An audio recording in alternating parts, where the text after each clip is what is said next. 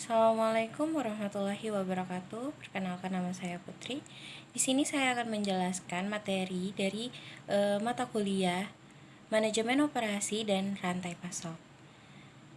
Materi yang akan saya jelaskan adalah materi tentang strategi supply chain.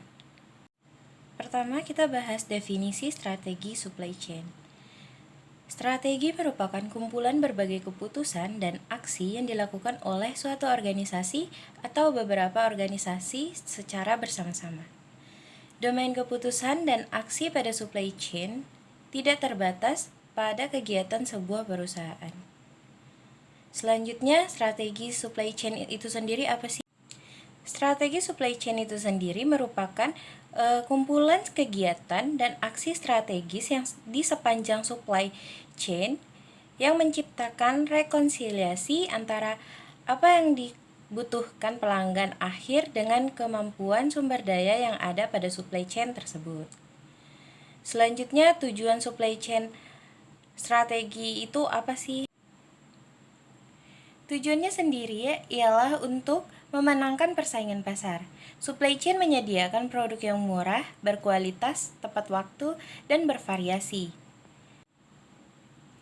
Untuk mencapai tujuan tersebut, supply chain harus memiliki kemampuan. Yang pertama, beroperasi secara efisien.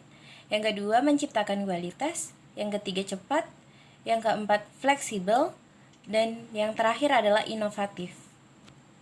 Selanjutnya adalah karakteristik produk dan pasar. Kategori produk dibagi menjadi dua. Yang pertama ada produk fungsional dan yang kedua adalah produk inovatif.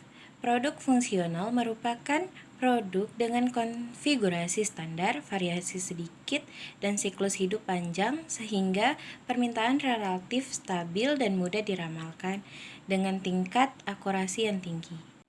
Contohnya adalah kertas, buku tulis, lampu, pensil, dan lain-lain. Dan yang kedua, produk inovatif merupakan produk variasi yang sangat tinggi, siklus hidup sangat singkat. Produk inovatif ini sangat berkebalikan dengan produk fungsional, sehingga sulit untuk diramalkan. Contohnya industri garmen, HP, komputer, dan lain-lain.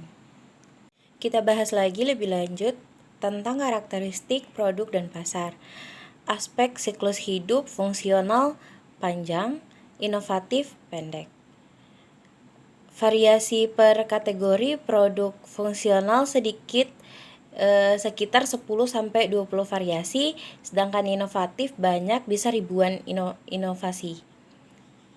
Untuk volume, fungsional tinggi, inovatif rendah. Peramalan permintaan fungsional relatif mudah, akurasi tinggi, sedangkan inovatif sangat sulit, kesalahan peramalan sangat tinggi. Quote out rate fungsional rendah, inovatif tinggi.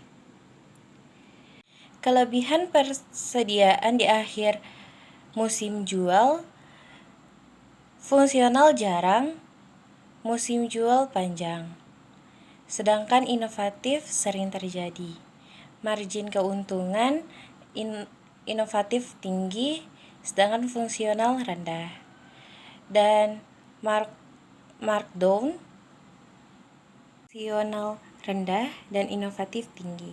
Sekarang kita masuk ke strategi supply chain efisien atau responsif.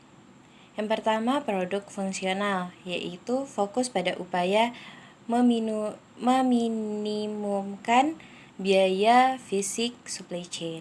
Yang kedua, produk inovatif, yaitu fokus untuk responsif terhadap kesesuaian antara karakteristik produk dengan strategi supply chain, disebut dengan strategi fit. Nanti kita akan bahas mengenai tabel strategi fit. Selanjutnya ini adalah merupakan strategi fit pada supply chain. Kalian bisa perhatikan sendiri tabelnya berjalan seperti apa.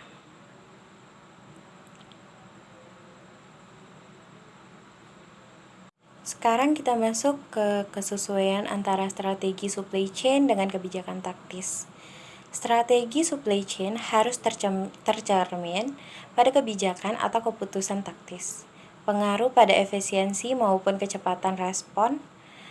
Kebijakan yang pertama ada kebijakan tentang lokasi fasilitas, yang kedua konfigurasi dan pengelolaan sistem produksi, yang ketiga ada strategi mengelola persediaan, yang keempat transportasi, dan yang kelima adalah pemilihan supplier.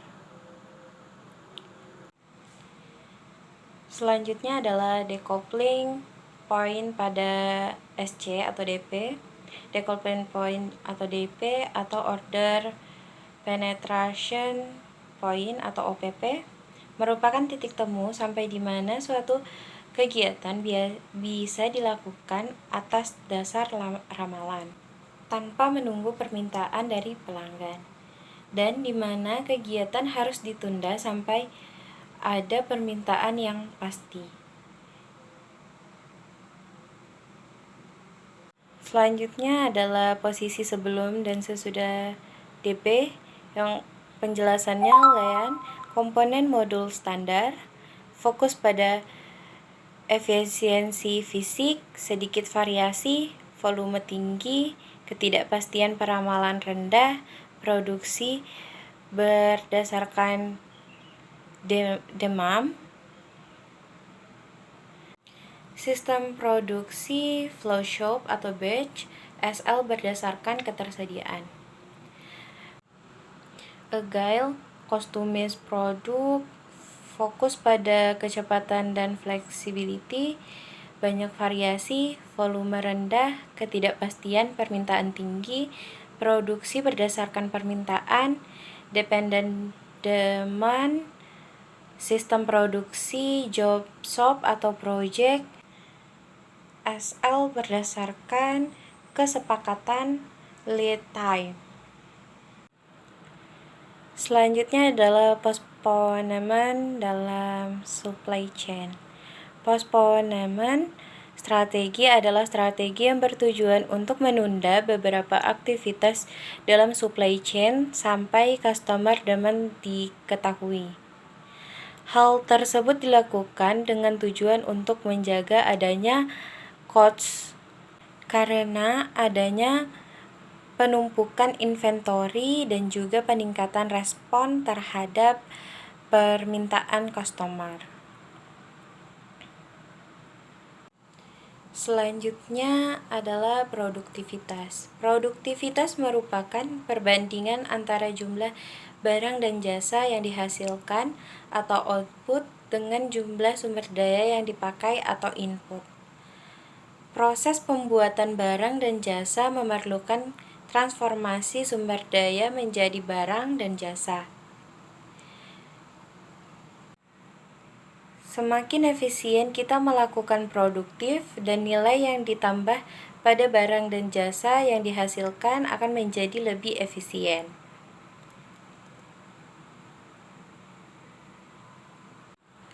Selanjutnya adalah pengukuran produktivitas. Terbagi menjadi dua, yaitu produktivitas faktor tunggal, yaitu perhitungannya sebagai berikut: satuan yang diproduksi dibagi dengan jam kerja yang dipakai. Untuk produktivitas multifaktor, perhitungannya sebagai output dibagi dengan jam kerja, bahan baku, energi, modal, dan lain-lain. Ukuran produktivitas multifaktor menyajikan informasi yang lebih baik dalam pertukaran antar faktor. Tetapi terdapat beberapa masalah sistem perhitungan.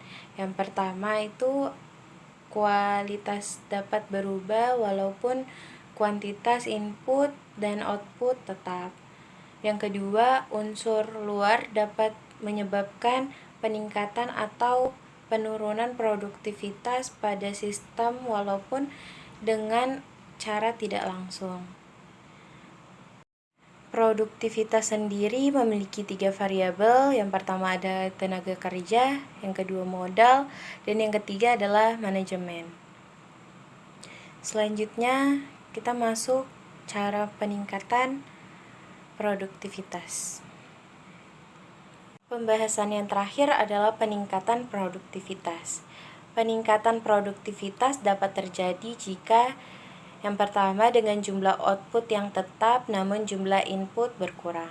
Yang kedua jumlah input dan output bertambah dengan kenaikan jumlah output yang lebih besar. Yang ketiga jumlah input maupun output berkurang dengan penurunan input yang lebih banyak. Selanjutnya peningkatan produktivitas dapat dicapai dengan 2 cara, yaitu yang pertama pengukuran input dengan tetap menjaga output konstan.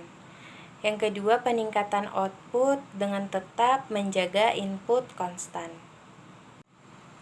Demikianlah pemaparan materi saya mengenai strategi supply chain management. Kurang lebihnya saya mohon maaf. Wassalamualaikum warahmatullahi wabarakatuh.